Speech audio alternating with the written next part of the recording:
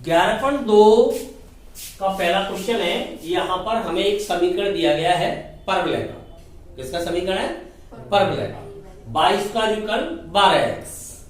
हमसे नाभि अक्ष नियता नाभिलंब जीवा की लंबाई ये पूछा गया है। तो सबसे पहले हम मानक रूप क्या लिखेंगे? मानक रूप। मानक रूप से तुलना करके हम क्या फाइंड करेंगे? ए। क्लियर? तो इसका सबसे पहले कौन सा रूप लिखना चाहिए? मानक रूप। तो 4 मानक रूप है अपने। मानक रूप वह रूप है जिसमें शीर्ष कहां पर होता है? मूल बिंदु पर। नाभि किसी अक्ष पर होगी, एक्स पर हो या वाई पर हो। तो आप बताइए कौन सा मानक रूप है?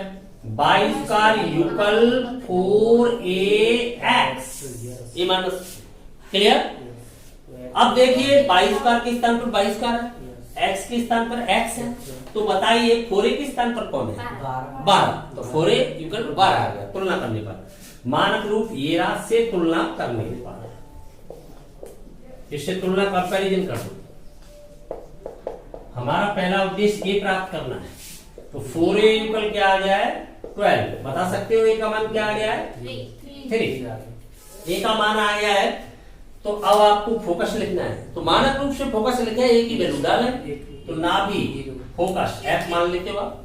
क्या x अक्ष पर होगी? कहां पर होगी? x अक्ष पर होगी क्योंकि अच्छा x अक्ष है। तो फिर क्या आ जाएगी? a0 मान लगा दो। तो फोकस आपका आ गया a का मान 3। क्लियर?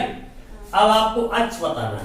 अक्ष अक्ष कौन सा अक्ष होता है इसका मानक रूप का? x अक्ष। कौन सी दिशा है? धनात्मक। तो इसलिए अक्ष आपका हो जाएगा x अक्ष। डायरेक्शन भी लिख दो उसकी। कौन सी दिशा है? धनात्मक दिशा में। क्लियर? अब आपको क्या बतानी है? डायरेक्ट्रिक्स नियता। नियता मानक रूप से लिखो क्या होती है? x इक्वल माइनस ए लेफ्ट में आ जाएगी। वैल्यू लगा दोगे तो x इक्वल माइनस 3। भले ही x प्लस 3 इक्वल 0 लिख सकते हो इधर लाके। ठीक है? अब आपसे क्या पूछा गया है? नाभिलंब जीवा की लंबाई। तो ये तो आपको सबसे पहले प्राप्त हो जाती है। नाभिलंब जीवा की लंबाई है या केवल नाभिलंब कह सकते हो, ये तो आपको सबसे पहले मिलती है। क्यों? इसका मान क्या होता है? 4a। 4a का मान तो सीधा 12 है ही। तो क्या आ गई? 12 इकाई। ठीक है? समझ में आ गई पूरी बात? देखिए चौथे क्वेश्चन के अंतर्गत x square equal minus 16y। हमें यहां पर संबंधित अवयव बताने। तो पहले क्या लिखना चाहिए? मानक रूप। बताइए क्या होता है मानक रूप? माइनस है तो माइनस ही रहेगा मानक रूप में भी। तो माइनस 4a/। क्लियर? अब मानक रूप से आप तुलना करोगे तो इसकी सारी बातें लिखें। मानक रूप से आपको फोकस क्या मिलती है इसकी? बताइए फोकस कहां पर गई? कौन से अक्ष पर गई? जो अक्ष होगा उसी पे तो जाएगी। अक्ष क्या है इसका? बाई अक्ष। कौन सी डायरेक्शन में है? नेगेटिव। और नेगेटिव है तो फिर बाई अक्ष पे जाएगी तो 0 माइनस ए होती है। क्लियर? ये होती है आपकी फोकस। यहां से सबसे पहले आपने तुलना करके देखा है। से तुलना करने पर क्या प्राप्त हुआ भाई? 4a। आपको केवल 4a देखना है। 4a माइनस नहीं देखना है, केवल a लेना है आपको। तो माइनस प्लस तो ऑटोमेटिक वहां पर है, ऑलरेडी एडजस्ट है। तो 4a की जगह कौन बैठा हुआ ये बताइए? 16। माइनस को माइनस के स्थान पर छोड़िए, बाई को बाई के स्थान पर छोड़िए, एक्स स्क्वायर को एक्स स्क्वायर के स्थान पर छोड़िए। केवल ये देखिए 4a इक्वल क्या है? 4a इक्वल 16 है। तो a की वैल्यू क्या आ रही है आपकी? 4 आ रही है। तो a की वैल्यू आप माइनस तो ऑलरेडी है ना। तो फोकस क्या आ जाएगी? 0 माइनस 4। क्लियर? अक्ष अक्ष तो आपको पहले ही पता चल चुका है। कौन सा अक्ष है इसका? बाई अक्ष। दिशा कौन सी है? ऋणात्मक। क्लियर? अब आपको क्या बताना है? नियता। नियता क्या होती है इसकी? मानक रूप में लिखिए x इक्वल कहां पर आ जाएगी? क्यों? x इक्वल देखिए माइनस में आया है तो प्लस ही आ जाएगी, ऊपर चली जाएगी, उल्टा जाएगी ना। इक्वल हो गया। ठीक है? बाई इक्वल, हाँ बाई इक्वल हो जाएगी। बाई इक्वल a का मान कितना जा रहा है? ए का मान जा रहा है 4, ए की वैल्यू तो डालनी है आपको, y = 4। अब क्या लिखनी है आपको, नाभिलंब जीवा की लंबाई। क्लियर? तो नाभिलंब की लंबाई तो आपको पहले ही मिल गई है, कितनी है आपकी, 16 है। ये तो हमेशा पॉजिटिव ही रहेगी, नाभिलंब लंबाई है। क्लियर? सातवें क्वेश्चन के अंतर्गत हमें परवलय का समीकरण फाइंड करना है। यहाँ पर फोकस मिल रहा है और डायरेक्ट्रिक्स मिल रही है, तो हमें पता लगाना होगा अक्ष कहां पर है, मानक रूप कौन सा है इसका। मानक रूप ए का मान तो मिल ही जाएगा नाभि से तुलना करने से, ठीक है। अब आप सोच रहे होंगे नियता क्यों दी गई है, नाभि से ये मिल जाएगा तो नियता का क्या यहाँ पर क्या रोल है, देखिए क्या रोल है। नियता का रोल ये है कि नाभि 6 बिंदु पर कैसे भी घूम के आ सकती है। आवश्यक नहीं है कि वो नियता उसकी किसी अक्ष के समांतर हो, किसी अक्ष के समांतर होगी तभी तो मानक रूप होगा। मान लो आपके एक्स अक्ष पर एक बिंदु है 60, एक्स अक्ष पर ये बिंदु है 60। अब आवश्यक थोड़ी है इस 60 को वो कैसे, ऐसे भी तो 60 ले सकता है, ऐसे भी ओपन होकर 60 आ सकता है, ऐसे ओपन हो जाए, ऐसे भी जा सकता है तब भी बिंदु 60 नाभि पे आ सकता है, ऐसे ओपन हो जाए तब भी 60 तो ले सकता है नाभि, कैसे भी कवर कर सकता है। इस प्रकार से जाके 60 नहीं हो जाएगी इसकी नाभि, इस प्रकार से अगर नीचे से जाए तो 60 नहीं ले सकता है नाभि, ऐसे जाकर 60 नहीं ले सकता है नाभि, कैसे किन्हीं भी स्थितियों में ले सकता है। इधर से आके 60 नहीं बना सकता है, 60 पर ही नाभि तो लानी है उसे। तो ये कैसे निश्चित करोगे आप कि मानक रूप है, भाई इधर से आके वो ऐसे खुल जाए 60 नाभि, ऐसे भी तो 60 पर आ सकती है उसकी नाभि। कैसे भी आपका जो पैराबोला है ये घूमता रहे तो नाभि तो वही बनी रहेगी ना, नाभि के इर्द गिर्द आप इसको सराउंडिंग चारों ओर घुमा दो तो नाभि कहां चली जाएगी, नाभि तो वही बनी रहेगी ना। जैसे आपने ये नाभि है किसी बिंदु पर कर दी स्थित, अब आप इस प्रकार से घुमा दो तो नाभि कहां चली जाएगी, नाभि के पड़ते पूरा फिगर घूम जाए, नाभि तो उसी बिंदु पर बनी रहेगी ना। तो ये कैसे निश्चित होगा, ये मानक रूप है, समझ क्यों नहीं पा रहे आप। जिस यही है ना नाभि, इसी को कहते हो ना नाभि, फोकस। तो फोकस यहाँ पर है, अब आप फोकस को स्थिर बनाए हुए क्या रोटेट नहीं कर सकते हो पूरे फिगर को, फोकस तो वही बनी रहेगी ना। अगर मुझे इस प्रकार से घुमा दिया जाए चारों ओर तो फोकस थोड़ी बदल रही है, फोकस बनी रहेगी। लेकिन ये कैसे निश्चित करोगे, ये मानक रूप है, ये निश्चित नियता ही तो करेगी। नियता किसी अक्ष के समांतर जा रही है तो हमें पता चल रहा है नाभि यहाँ पर है तो नियता इसकी बैक साइड इधर जा रही है, अक्ष के समांतर रेखा है, बाई अक्ष के पैरेलल लाइन है। क्लियर होगी बात, बाई अक्ष के पैरेलल माइनस में आ रही है, 6 पे तो इधर आ रही है। तो अगर ये नियता इधर है तो ये निश्चित हो जाता है कि इसी प्रकार से ओपन, समझ में आ गई बात, ये ऐसे ही ओपन होगा तो नाभि ये मानक रूप ही है। इसका जो शीर्ष है वो कहां पर होगा, मूल बिंदु पर होगा, क्योंकि ये -6 पीछे हट रही है और ये +6 आगे जा रही है, समान दूरी पर होती है शीर्ष से। नाभि और नियता समान दूरी पर रहते हैं, एक स्थिर रेखा एक स्थिर बिंदु, यही तो परिभाषा है।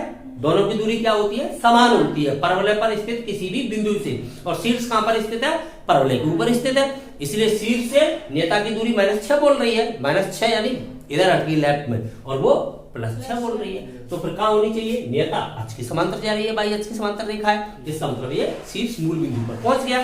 शीर्ष मूल बिंदु पर है, इसी से तो हम निश्चित कर पाते हैं मानक रूप है। नियता किसी अक्ष के समांतर होनी चाहिए, शीर्ष मूल बिंदु पर भी किसी भी प्रकार से हो सकता है, लेकिन नियता कहां पर है, समांतर है। क्लियर होगी बात, समझ में आ गया। तो फिर कौन सी स्थिति में फिगर बन रहा है इसका, आप फिगर बना के अब देख सकते हैं। तो फिगर इस प्रकार से बन रहा है, इस प्रकार से चल रहा है। क्लियर, ये आपकी फोकस आ गई, कितनी आ रही है 60, ये तो आपकी फोकस आ गई, और ये आपकी डायरेक्ट्रिक्स चली गई। ये क्या है, x = -6 बाई अक्ष के समांतर, ये आपका बाई अक्ष हो गया। क्लियर आ गई बात समझ में, ये आपका x अक्ष हो गया, ये बाई अक्ष हो गया, ये ओरिजिन है। तो इसका मानक रूप क्या है बताइए, मानक रूप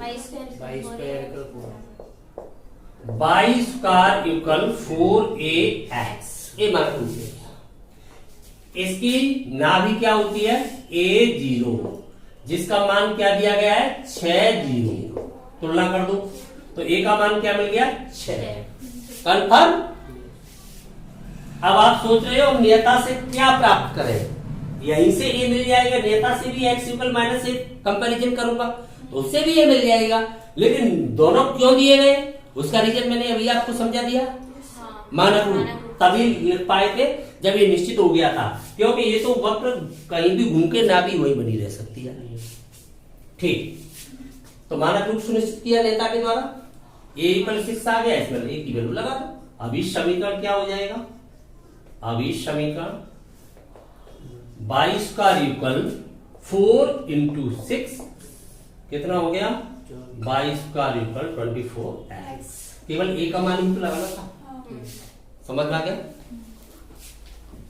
देखिए 9वें क्वेश्चन के अंदर शीर्ष मूल बिंदु पर है, नाभि 3 0 है, एक्स अक्ष पर है, एक्स अक्ष पर नाभि है, शीर्ष मिल गया, इट मींस मानक रूप नाभि किसी अक्ष पर है, शीर्ष मूल बिंदु पर है, तो नेता ऑटोमेटिक ही चली जाएगी बाई अक्ष की समानता।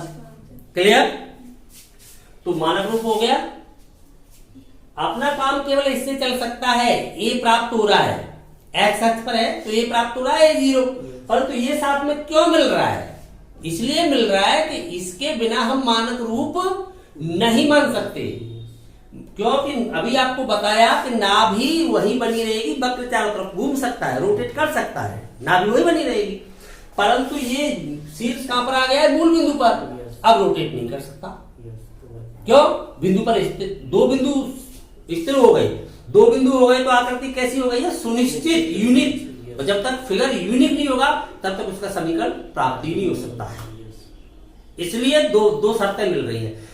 एक शर्त कभी भी वक्र को यूनिक पोजीशन में नहीं ला सकती है, आपने इससे पहले रेखाओं के समीकरण देखे थे, कितनी शर्त मिलती थी, 2।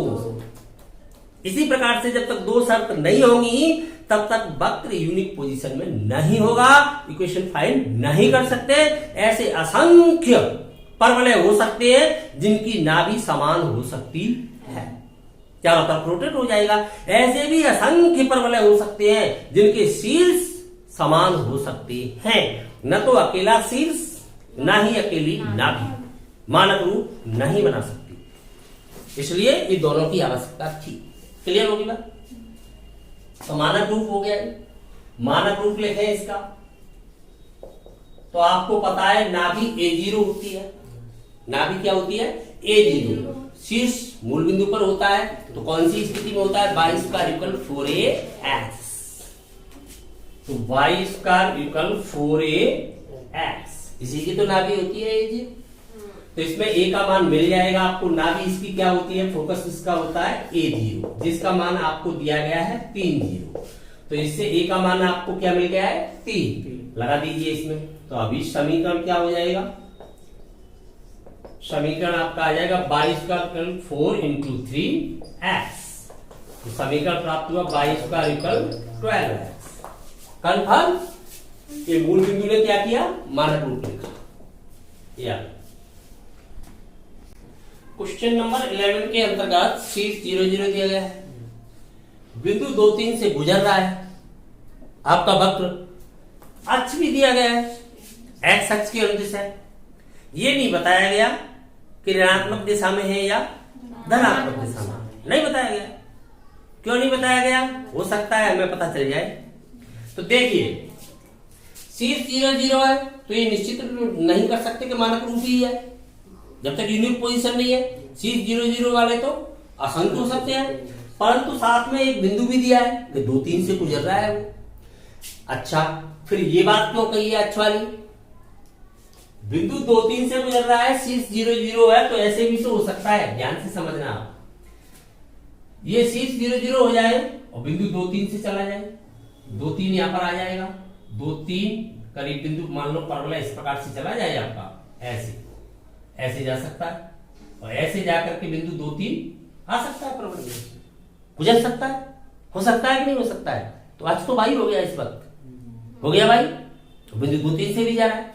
अगर वो आज साथ में नहीं कहेगा तो ये पता नहीं लगेगा, यूनिक पोजीशन नहीं है, क्योंकि ऐसे भी तो हो सकता है, बिंदु 2 3 से जा रहा है, शीर्ष मूल बिंदु पर ही है, हो सकता है, ऐसे भी हो सकता है, शीर्ष यही बना रहे और परवलय आपका इस प्रकार से चला जाए, ऐसे भी तो जा सकता है। बिंदु 2 3 से ही जा रहा है, समझना ध्यान से, बिंदु 2 3 से ही जा रहा है और आपका शीर्ष दोनों ही स्थिति में मूल बिंदु पर है, ऐसे भी हो सकता है, दो स्थिति हो सकती है। तो आप कैसे सुनिश्चित करोगे कौन सा वाले का इक्वेशन फाइंड करना है, क्योंकि आपको साथ में दे दिया गया है एक्स अक्ष के अनुदेश है। अब ये कैसे सुनिश्चित करोगे कि वो इधर ही आ रहा है, क्योंकि 2 3 फर्स्ट क्वाड्रेंट का बिंदु है, दोनों ही धनात्मक है, इसलिए वो इधर नहीं खुल सकता, इधर खुलेगा तो इस 2 3 से नहीं गुजर सकता, इसलिए ये तो निश्चित हो गया कि फर्स्ट क्वाड्रेंट से गुजरेगा, ये बात तो निश्चित हो गई, तभी तो कोई बिंदु उसके ऊपर आएगा जब वहां से वक्र गुजरेगा। तो प्रथम चतुर्थांश से जाने की दो स्थिति है, जब तक ये स्पष्ट नहीं किया जाएगा अक्ष एक्स अक्ष है या वाई अक्ष है, क्योंकि वाई भी हो सकता है एक्स भी हो सकता है, लेकिन हमें यहाँ पर एक्स दिया है इसलिए हम ये वाली स्थिति फाइंड करेंगे। कन्फर्म, कोई शक? तो ये वाली स्थिति होगी। कभी कभी बच्चे भ्रमित हो जाते हैं कि अभी सर आप कह रहे थे 2 प्रतिबंध होने चाहिए तो 3 आ गए, क्योंकि अभी अधूरापन है, जब तक यूनिक पोजीशन नहीं आएगी तो 3 भी आएंगे 4 भी आएंगे, कितने भी आएंगे, प्रतिबंध उतने चाहिए जब तक यूनिक नहीं हो जाए वक्र, क्योंकि इन दो ने यूनिक नहीं कर पाया वक्र को। दो स्थितियां हमारे सामने उत्पन्न हो गई है, एक्स अक्ष और वाई अक्ष, तो हम किसे चुने, तो यहां पर इसने स्पष्ट कर दिया कि आप इसे चुनेंगे एक्स अक्ष वाली स्थिति। तो ये मानक रूप हो गया। मानक रूप क्या हो गया इसका, 22 का इक्वल 4ax। कन्फर्म? तो आपको पता चल गया मानक रूप, फिगर बना दिया मैंने, तो आप मानक रूप लिख सकते हो। मानक रूप, तो आपका मानक रूप हो गया है 22 का इक्वल 4ax। क्लियर? अब यहां पर हमें क्या चाहिए, a चाहिए, तो बिंदु कहां है, 2 3, सेटिस्फाई कराओ इसे, a का मान मिल जाएगा, 2 3 से जा रहा है, यह बिंदु 2 3 से गुजरता है, इसलिए लगाओ y की जगह 3, 4ax के स्थान पर क्या लगाओगे, 2। सॉल्व करोगे तो देखो आप 4a का ही मान क्यों नहीं निकाल लेते हो, आपको लगाना तो 4a ही है, क्यों ये निकालते हो, 4a ही निकाल लेता हूं। तो 4a का मान क्या आ गया बताइए, 9/2 आ गया, आ गया कि नहीं आ गया, वही लगा दो वहां पर सीधा। तो अभीष्ट समीकरण क्या प्राप्त हो जाएगा आपको, 22 का इक्वल 9/2 x, ऐसे लिख देंगे तो भी सही है, एक ही बात है। कन्फर्म?